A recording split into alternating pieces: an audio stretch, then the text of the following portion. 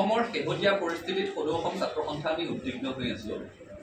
বিশেষকৈ এটা যেন চেপা সাম্প্ৰদায়িক উত্তেজনা সকলোতে বিৰাজ কৰিছে, মানুহৰ তেনেকুৱা এটা অনুভৱ হ'বলৈ আৰম্ভ কৰিছে, যিটো অত্যন্ত দুৰ্ভাগ্যজনক।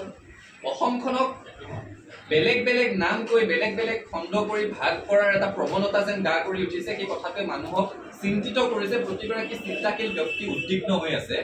আৰু তাৰ মাজতে কালিৰ পৰা এটা বিষয়ৰ ব্যাপক চৰ্চা চলি আছে যে নগাঁৱৰ পৰা মাছ অসমৰ উজনি ভাগলৈ, যদিও আমি ছাত্ৰ সন্থাই উজনি নামনি মধ্য এই শব্দবোৰ কৈ ভাল নাপাওঁ, তথাপিতো নগাঁও মীন পালক সন্থাই ঘোষণা কৰিছে যে উজনি অসমলৈ তেওঁলোকে মাছ নপঠিয়ায়।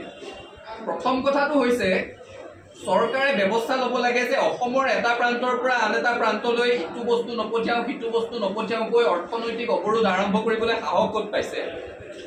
তাৰ পৃষ্ঠপোষকতাত এনেকুৱা কথা ঘোষণা কৰিবলৈ পৰা হৈছে।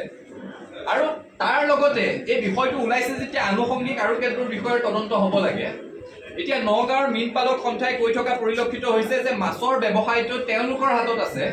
সেই বুলি কৈ তেওঁলোকে স্পষ্টভাৱে কৈছে যে বংগমূলীয় মুছলমান মানুহৰ হাতত আছে মাছৰ গোটেই ব্যৱসায়টো, আৰু তেওঁলোকে ইচ্ছা কৰিলে অসমত মাছৰ আমদানি ৰপ্তানি বন্ধ কৰি দিব পাৰো বুলি কৈছে, হুংকাৰ দিছে। আৰু এই সাম্প্ৰদায়িক শব্দটো তেওঁলোকৰ মুখৰ পৰাই আহিছে যে এটা বিশেষ সম্প্ৰদায়ৰ হাতত মাছৰ ব্যৱসায়টো আছে বুলি। চৰকাৰে এতিয়া তদন্ত কৰিব লাগে যে তেওঁলোকে কি ধৰণেৰে অসমৰ খিলঞ্জীয়া মৎস্য ব্যৱসায়ীয়ে 150 টকা কেজিত বেচিব নোৱাৰা মাছটো তেওঁলোকে কি যাদুদণ্ড পাই আছে যে 100 টকাত বেচিব পাৰি আছে।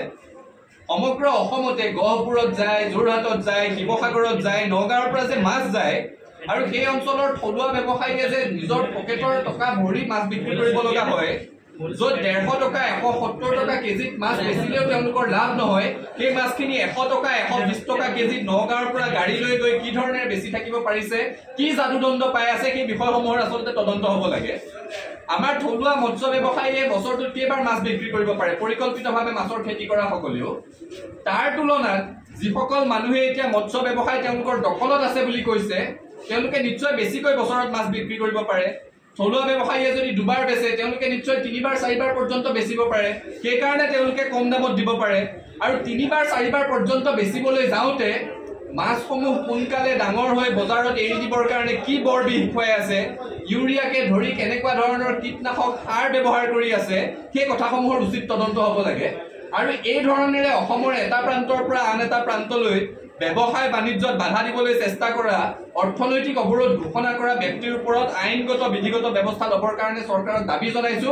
আৰু কোনো কাৰণতে অসমক খণ্ড খণ্ডকে ভাগ কৰিব বিচৰা, সম্প্ৰদায় ধৰ্মৰ নামত ভাগ কৰিব বিচৰা এই প্ৰৱণতাক যাতে উৎসাহ নিদিয়ে তাৰ কাৰণে চৰকাৰক সকীয়াই দিছো।